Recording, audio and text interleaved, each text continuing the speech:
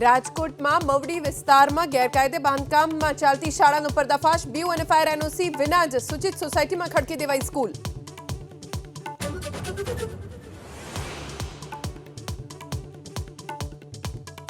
ભરૂચના નેત્રંગમાં ચોર ટોળકી સમજી સરકારી અધિકારીઓને મરાયો ઢોરમાર.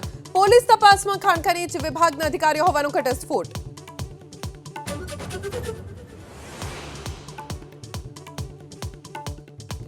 પંચમહાલમાં શહેરા લુણાવાડા હાઈવે પર કારમાં આગ. અચાનક આગથી અફરાતફરી. કારમાં સવાર 2 વ્યક્તિઓનો આબાદ બચાવ.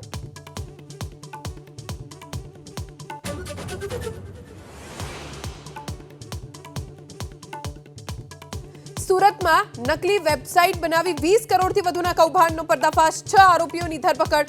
કિચનવેરની જાહેરાત કરી નાણાં પડાવતા હોવાનો આરોપ.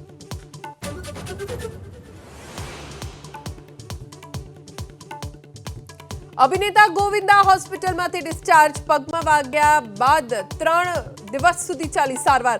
હાથ જોડીને ચાહકોનો માન્યો આભાર.